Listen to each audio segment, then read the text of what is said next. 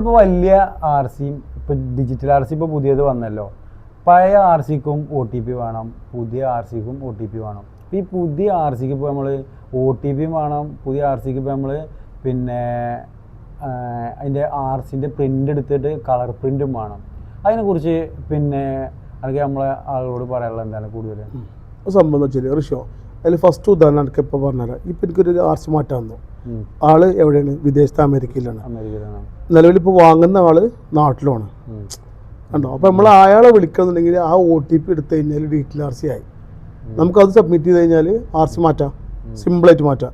പഴയ model R C, പണ്ടത്തെ മറ്റേ ബുക്ക് ആർ സി ഒക്കെ ഉണ്ടല്ലോ, ചൊട്ടക്കടലാസിൽ ആർ സി, അങ്ങനത്തെ ആർ സികൾ, പിന്നെ കാർഡ് ആർ സികൾ, അത് പോസ്റ്റൽ വഴി വന്ന ആർ സികളൊക്കെ നമുക്ക് ചെയ്യുമ്പോൾ ആ ആർ സി ഒറിജിനൽ സബ്മിറ്റ് ചെയ്യണം.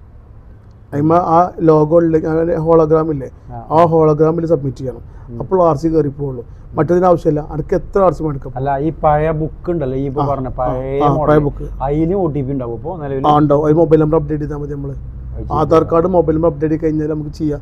ഇപ്പം മെയിനായിട്ട് വരുന്ന ചില അപ്ഡേഷനാണ്. മൊബൈൽ നമ്പർ അപ്ഡേറ്റ് ചെയ്തുകൊണ്ടേ ഇരിക്കുകയാണ് പരിപാടി. ഇപ്പോൾ 10 ആർ സി ഉണ്ടെങ്കിൽ 5 ആർ സിയിൽ മൊബൈൽ നമ്പർ അപ്ഡേറ്റ് ചെയ്യണം. ചെയ്യാം, കുഴപ്പമില്ല. പക്ഷെ പുതിയ സിസ്റ്റം എന്ന് വെച്ചാൽ നമുക്ക് എത്ര കോപ്പി എടുക്കാം. നിങ്ങൾക്ക് 10 വേണോ 20 വേണോ, എത്ര കോപ്പി എടുക്കാം, അത്രയും സിസ്റ്റമാണ്. പിന്നെ നമുക്ക് വളരെ ഫാസ്റ്റാണ് ഇപ്പോഴത്തെ ഡീറ്റെയിൽ ആർസിൻ്റെ കാര്യങ്ങൾ വരുന്നത്. അപ്പോൾ എന്താ വെച്ചാൽ കയ്യിൽ വെക്കേണ്ട ആവശ്യമില്ല, ഡീറ്റെയിൽ കോപ്പി വെച്ചാൽ മതി. മറ്റേത് പഴയ കയ്യിലും സൂക്ഷിക്കേണ്ട ആവശ്യമില്ല. ഇതിപ്പോ എന്താ വെച്ചാല് ഏകദേശം ഒരു 3-4 വർഷം ഉണ്ടായി കഴിഞ്ഞാൽ സിമ്പിളായി. ഫസ്റ്റ് സ്റ്റാർട്ടിങ് ട്രബിൾ ഉണ്ടോ, ആ ട്രബിൾ കഴിഞ്ഞാൽ പിന്നെ സിമ്പിളായി.